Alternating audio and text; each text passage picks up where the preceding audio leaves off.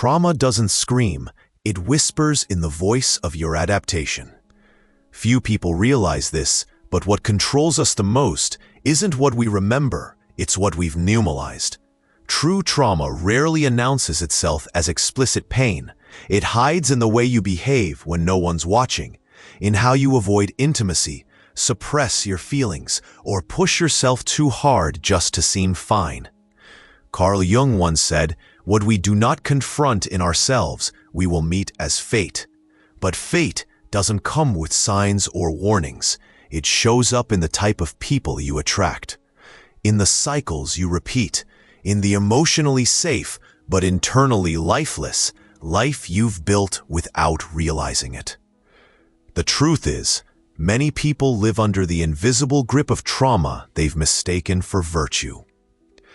The person who never asks for help prides themselves on being independent. The one who always smiles even when they're bleeding inside believes they're being mature. And the hyper-productive, the tireless one, feels useful but never whole. The problem is, trauma is silent, but highly efficient. It creates patterns, programs, personas, and if you don't confront it, you obey it. Jung called this the active unconscious. Nietzsche, on the other hand, might describe it as the annihilation of the vital impulse. When you suppress what you feel, what you want, what you long for, you're not being strong, you're disappearing. This video is not a checklist of symptoms, it's a mirror, and it might hurt to look into it. Because we're going to talk about 7 signs, 7 adaptations that seem like virtues, but are really just scars in disguise. 7 ways trauma still controls your life, even when you swear you've moved on. You might have done years of therapy, read all the books, repeated to yourself 1,000 times that you've already understood the past. But the real prison isn't in what happened to you. It's in what you're still repeating, in the behaviors that have become automatic, in the silences you've learned to keep, in the inner obedience to a pain you no longer even name. This video is an invitation, not to instant healing, that would be a lie, but to something deeper, to quietly disobey the rules your trauma imposed, to begin the process of individuation. Not the idealized version you read about in books, but the real one.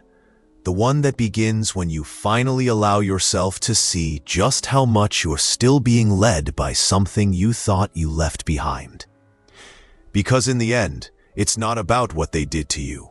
It's about what you keep doing to yourself every single day without realizing it. The false maturity of someone who learned not to need anyone. Some people look strong, self-sufficient, unshakable. But what most don't see is that this strength is an armor, forged in silence, welded in neglect. When you grow up emotionally unsupported, when no one sees your pain, hears your voice, or holds your fear, you stop expecting comfort.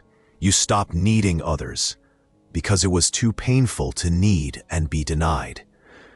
So you adapt. You become your own shelter, your own parent, your own rescuer. You handle everything alone, not because it's noble, but because it's safer. The world praises you for your independence. You wear it like a badge. But the truth? It's a cage. The child who was never held becomes the adult who avoids intimacy, not because they don't want it, but because closeness threatens to reopen an old wound. What if I let someone in and they leave? What if I need them and they disappear? So you don't need, you manage, you survive. Jung spoke of the archetype of the wounded hermit, the one who retreats not out of wisdom, but out of fear. A person who mistakes isolation for clarity. But isolation, when born of pain, is just exile. It's not solitude. It's self-abandonment dressed up as strength. And this is where the revelation cuts deep. True emotional maturity isn't needing less, it's knowing how to ask, receive, and remain open without collapsing. Independence that excludes others is not freedom. It's wounded pride, terrified of being seen vulnerable. You call it maturity, but it's just a trauma response so normalized you think it's your personality. If that resonates with you, if something inside just cracked open, take a second. Not to like this video out of obligation, but to subscribe and stay with us. Because maybe, just maybe, part of you is tired of surviving alone. Maybe part of you is finally ready to stop being strong and start being whole. Quote, "When pleasing became a survival strategy, not empathy." End quote. You probably think you're kind, easygoing, maybe even proud of your ability to keep the peace. But what if that peace isn't peace at all? What if it's just fear? Fear dressed as harmony. There's a difference between empathy and adaptation, between genuine kindness and compulsive people-pleasing. And the line between the two is drawn by trauma, because when love came with conditions, when affection was only given when you were good, your nervous system learned to perform. Smile, nurture, soften, silence yourself. You became whoever they needed you to be, not because you were thoughtful, but because you were scared. Fear of conflict was mistaken for gentleness. Avoiding confrontation became your way of proving you were lovable, and soon your entire personality was a carefully curated persona, agreeable, likable, non-threatening. You smiled when you were hurt, apologized when you were angry, said it's okay when it clearly wasn't. Jung warned, the persona that pleases too much is hiding a shadow full of unexpressed rage. That sentence alone should echo. Because deep down, you know. You feel the suppressed anger simmering under the surface, the resentment you swallow to keep others comfortable. The exhaustion of constantly scanning every room, every relationship, every conversation, making sure no one's upset, making sure you're still safe.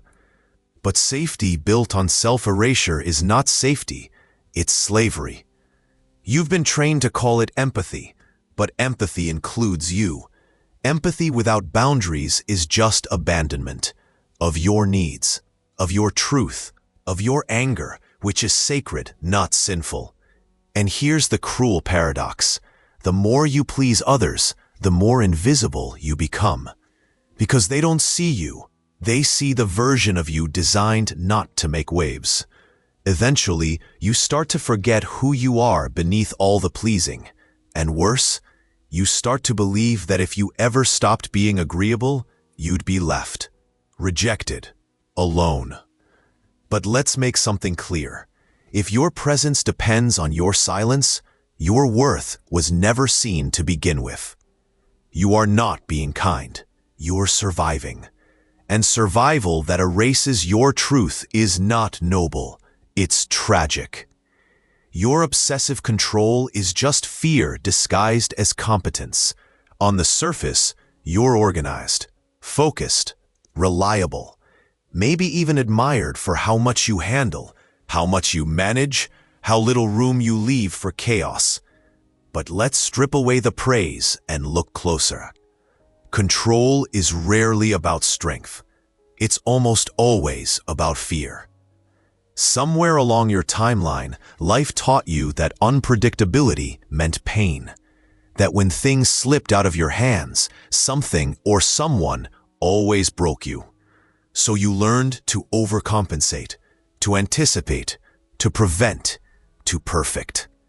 You built your life like a fortress, brick by brick, spreadsheet by spreadsheet, all in the name of safety. But here's the truth no one wants to admit. The need to control everything on the outside usually means you've lost all control on the inside.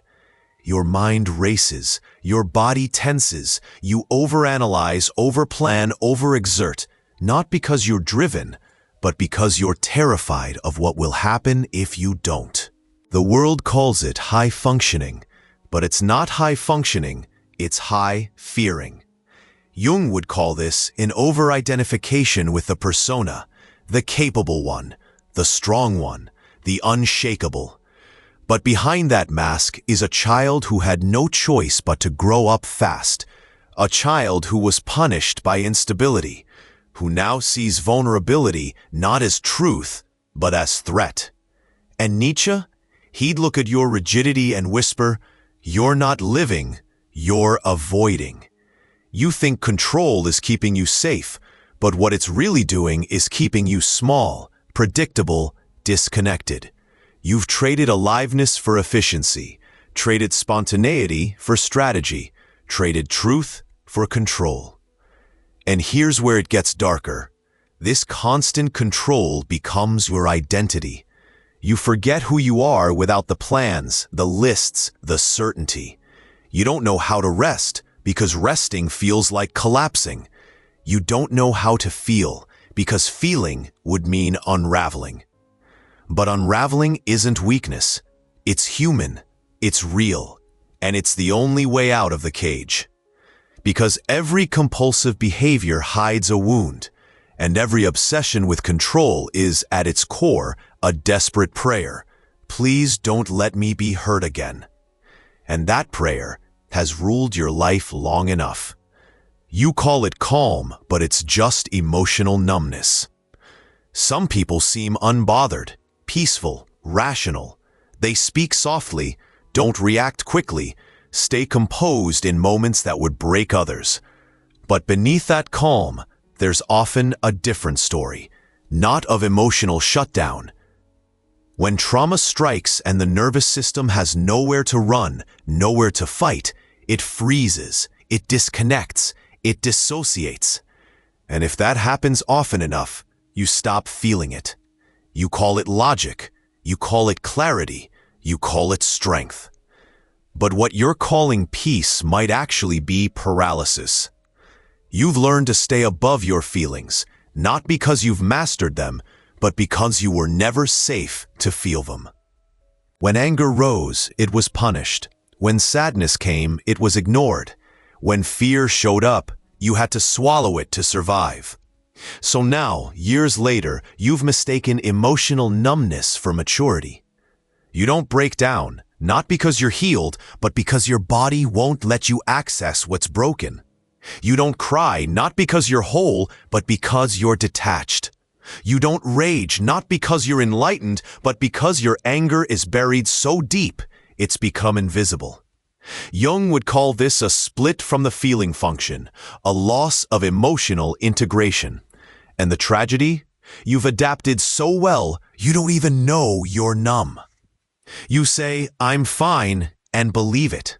You walk through life with your thoughts leading, your sensations muted, your emotions compressed into a tight, manageable shell. But this isn't presence. It's absence pretending to be control. Your body is still waiting to feel what your mind silenced. And here's the cost. You lose access to joy, to depth, to intimacy, because you can't selectively numb. When you shut down fear and pain, you also shut down wonder, passion, and connection. You don't just miss the bad, you miss the beautiful too. People may even admire your composure, but inside you know you're not calm, you're cold. You've built a silence so deep, even you can't hear yourself anymore. And maybe no one told you this before, but your flatness is not a personality trait. It's a survival response. It's a frozen version of you, still waiting for permission to feel. Because true peace isn't the absence of chaos. It's the full presence of self, even in chaos. Trauma taught you to ask for little and settle for crumbs. Some wounds don't scream, they whisper in the way you shrink your desires. They show up when you say, "I'm okay," really, even when you're starving for more. You've convinced yourself that needing less is a virtue, that being low maintenance makes you more lovable, that wanting too much would make you a burden. But that's not humility, that's trauma. Somewhere in your early story, affection was inconsistent. Love was conditional. Maybe the people who were supposed to care for you were too distracted, too wounded, or too absent to give you what you deserved. So you adapted. You lowered your expectations. You became easy to please, because it hurt less than being disappointed again. Your nervous system absorbed a lie. If I don't expect much, I won't get hurt. So now you settle. You settle in relationships that barely see you. You settle for friendships where you're always the giver. Conversations, daily routines that keep you emotionally starving, but functionally alive. You tell yourself you're strong, grounded, not needy. But what if your strength is just fear dressed up as resilience? What if you've confused emotional minimalism with virtue, when in fact, it's just self-protection? Jung understood this. He spoke of the inferior function, the disowned part of the self that holds the truth of what we need, but are too ashamed to claim. That shame is old. It doesn't belong to the adult version of you. It belongs to the child who learned early on that asking for more meant being denied or punished. And here's the tragedy. You've internalized scarcity as identity. You don't just live with lack, you expect it. You call breadcrumbs a feast. You see neglect and think, at least they stayed. But the real betrayal isn't what others deny you. It's what you keep denying yourself. Because asking for more doesn't make you ungrateful. Wanting to be held deeply, seen clearly, loved entirely, that's not weakness. That's human. The pain you carry isn't because you want too much.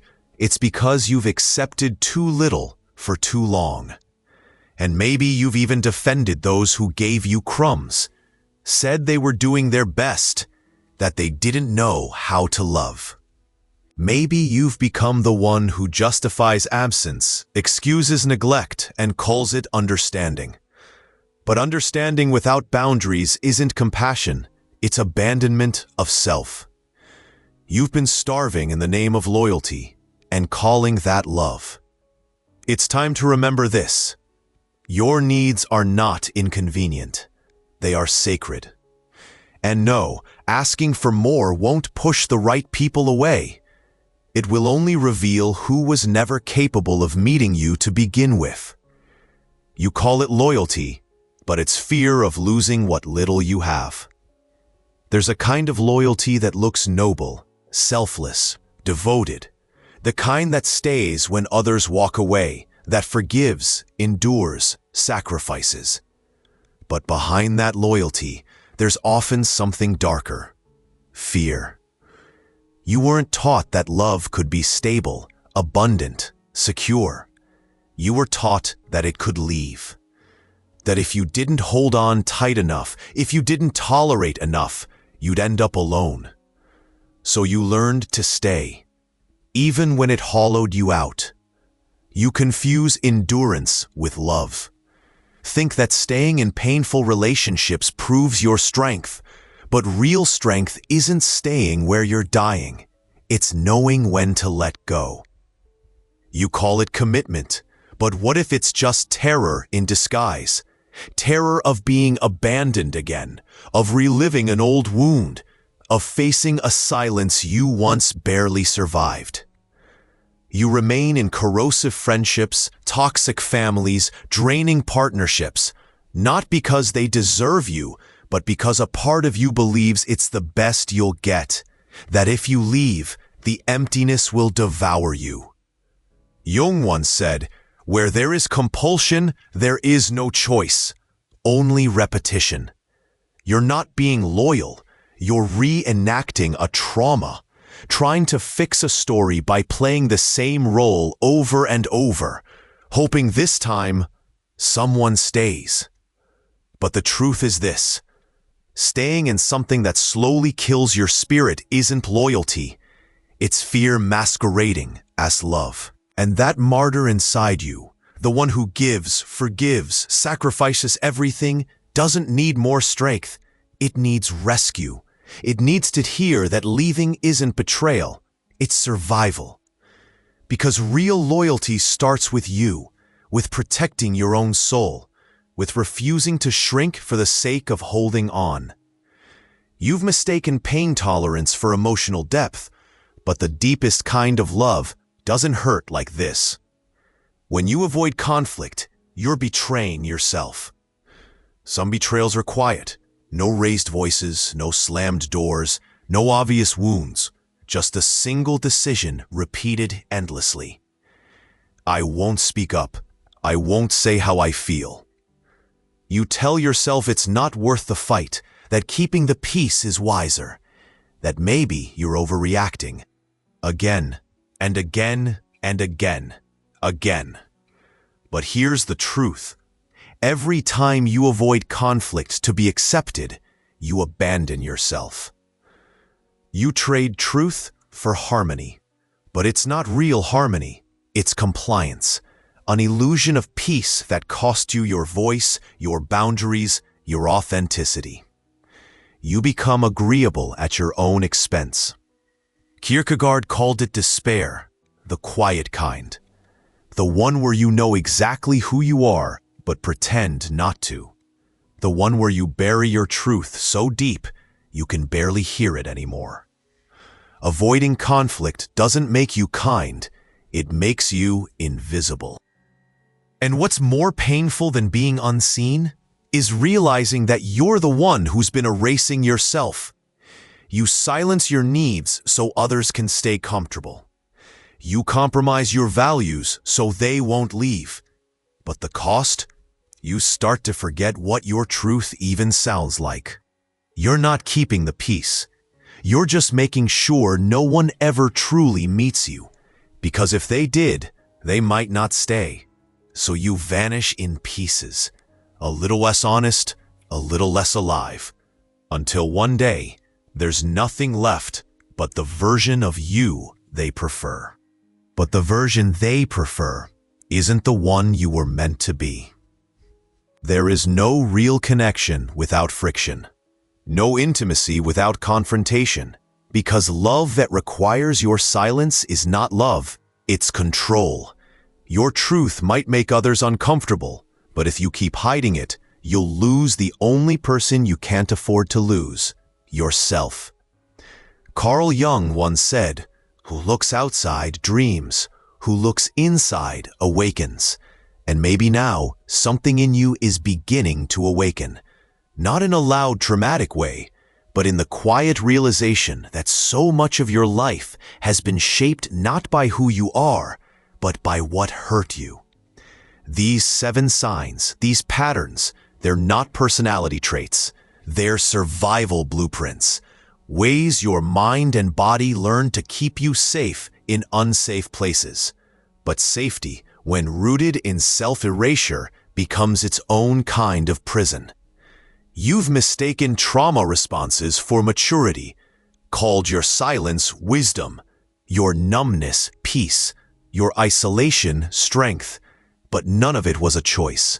It was obedience to fear, to pain, to an identity you were forced to create just to keep breathing.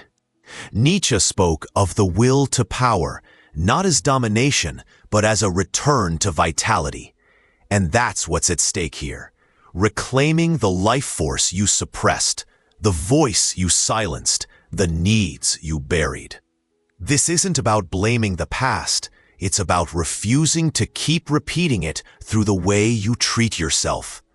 Because healing doesn't start when everything feels good. It starts when you begin to notice where you're still saying yes out of fear, where you shrink, submit, or disappear just to maintain a false sense of connection. So here's the real invitation. Start questioning every place in your life where you obey without awareness, every behavior that feels automatic, every place you feel absent from yourself. Because somewhere beneath all that control, calm, and kindness is a voice that's been waiting to speak. And when it finally does, when you stop calling your adaptations virtues, the real you begins to emerge. If this video gave words to something you've always felt but never fully understood, leave a comment. Let yourself be seen, even if it's just one sentence. And if you want more moments like this, where clarity meets truth, subscribe to the page. Stay in this space of awakening. And let me leave you with this. What if the calm you're so proud of is just the echo of fear you learned to call a virtue?